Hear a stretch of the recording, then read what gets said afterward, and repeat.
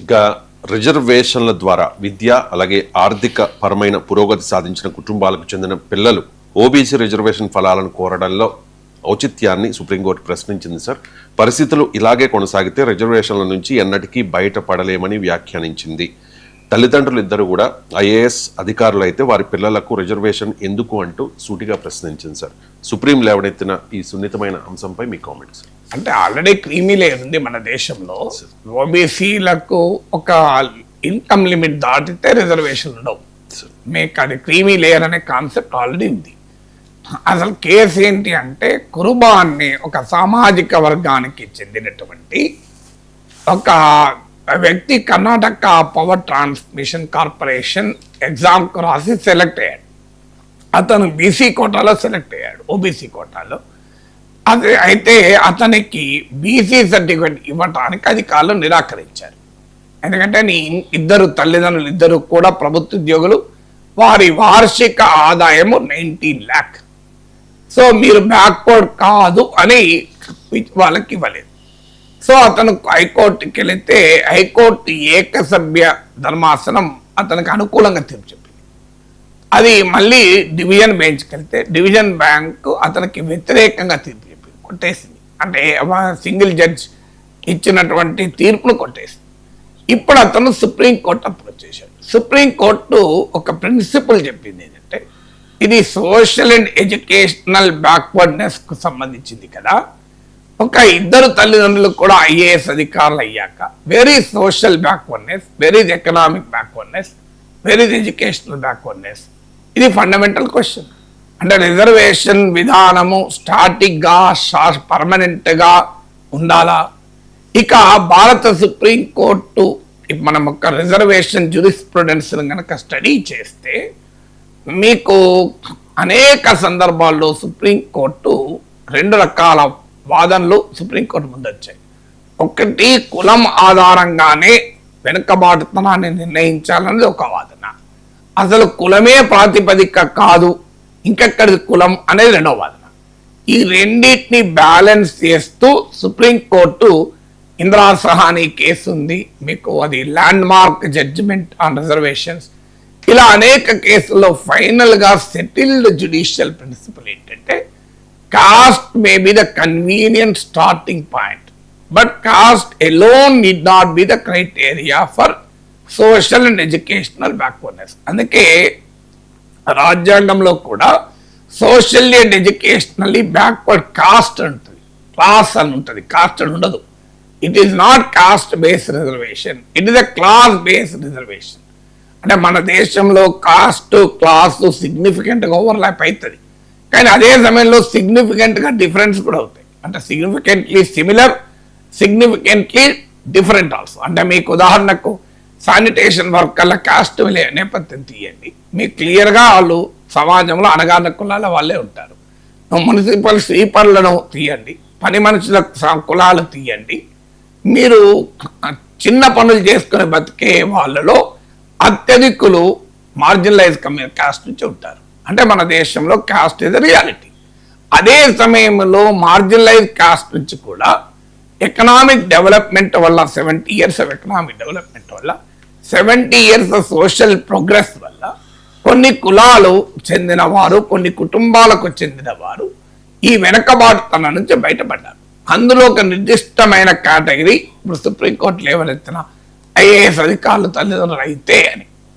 So ఈ అంశం వచ్చినప్పుడు 2 వాదనలు ముందుకు వస్తాయి. ఒకటి, కులం అనేది జాడ్యం, అది మీకు ఎన్ని డబ్బులున్నా ఎన్ని హోదాలున్నా కులాన్ని కులంగానే చూస్తారు అనేది ఒక వాదన. రెండవది, కులం అనే ఆధారిత వెనుకబాటుతనమే కాదు కదా. సుప్రీంకోర్టు ఒక కేసులో అంటుంది, ట్రాన్స్జెండర్స్ ఉన్నారు, వాళ్ళు ఏ కులం అన్నా కానివ్వండి, ట్రాన్స్జెండర్స్ వాళ్ళు ఏ కులములో ఉన్నా వాళ్ళు వివక్ష గురవుతారు. వాళ్ళు అగ్రకులమైన షెడ్యూల్ కులమైన తేడా లేదు, వాళ్ళు వివక్ష గురవుతుంటారు. అలాగే మీకు మహిళలు ఏ కులమైనా కానీ అసమానతలు ఉన్నాయి, స్త్రీ పురుష అసమానతలు ఉన్నాయి. ఫిజికల్లీ ఛాలెంజ్డ్ పీపుల్ ఉంటారు, వాళ్ళు ఏ కులమన్నా కానివ్వండి వాళ్ళు ఇబ్బందులు పడతారు. అందువల్ల మనము కేవలము కులం అనే ఆధారంగానే that it self is an exhaustive criterion for reservation అంటే బ్యాక్వర్డ్నెస్, ఇతర రకాల బ్యాక్వర్డ్నెస్ తో బాధపడుతున్న వారు అన్యాయానికి గురవుతారు అన్నది సుప్రీంకోర్టు వాదన. సో అందువల్ల ఇండియన్ జురిస్ప్రుడెన్స్ లో సెటిల్డ్ పొజిషన్ ఏంటంటే cost may be the convenient starting point, but cost alone cannot determine the backwardness. ఈ కాంటెక్స్ట్ లో క్రీమీ లేయర్ వచ్చింది. సో క్రీమీ లేయర్ వచ్చిన తర్వాత మీకు ఈ ప్రశ్న ఉత్పన్నమవుతుంది. అంటే ఇక్కడ రిజర్వేషన్లు వేరే వాళ్ళకి వెళ్ళడం లేదు. మనం గుర్తుంచుకోవాల్సింది ఏంటంటే సమాజంలో ఇప్పుడు ఒక ఐఏఎస్ అధికారి బిడ్డ, ఒక వాచ్మెన్ పనిచేసుకునే బీసీ బిడ్డ ఉన్నారు. ఇద్దరు ఒకే కులానికి చెందినవారు, కానీ ఇద్దరు పిల్లలు ఒకే స్థాయిలో చదువుకునే అవకాశం ఉంటుందా? ఒకే స్థాయిలో వివక్ష ఉంటుందా? సో మీకు ఎంత తేడా ఉంటుంది? ఒక కలెక్టర్ బీసీ బిడ్డ, ఒక వాచ్మెన్ బీసీ బిడ్డ, ఎంత తేడా ఉంటుంది?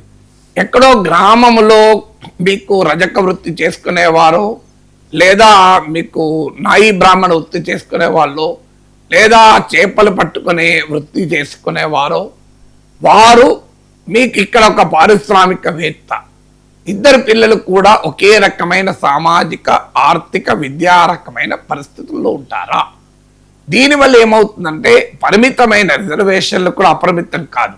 ఇలా రిజర్వేషన్లు ఉన్న వారికి కూడా అందరికీ అవకాశాలు వస్తలేవు కదా. 100 మంది ఉంటే అందులో కూడా 10 మందికే వస్తున్నాయి. మరి ఈ 10 మంది ఆ వెనుకబడిన వర్గాలలోనే అభివృద్ధి చెందిన వాళ్ళు ఉంటే వాళ్ళ వల్ల ఏమవుతుంది? కింది వాళ్ళు రారు. ఇప్పుడు ఒక పోస్టుకు ఊర్లో గ్రామాల నుంచి వచ్చిన ఒక రజక్కుని బిడ్డ ఉన్నారు, అదే గ్రామం నుంచి వచ్చిన ఒక మత్స్యకారుల బిడ్డ ఉన్నారు, అదే గ్రామం నుంచి వచ్చినటువంటి ఒక నాయి బ్రాహ్మణ బిడ్డ ఉన్నారు. అదే అదే అదే పోస్టుకు హైదరాబాద్లో ఒక బడా పారిశ్రామికవేత్త, అదే నాయి బ్రాహ్మణ కాస్టే కావచ్చు, లేదా మరో బీసీ కావచ్చు, అదే ఒక ఎమ్మెల్యే ఉంటాడు, బీసీ ఎమ్మెల్యే, లేదు ఒక ఐఏఎస్ అధికారి ఉంటారు, ఈ బిడ్డ ఉంటారు. ఈ 6 పోటీ పడతారు. ఎవరికి వస్తే జాబ్స్?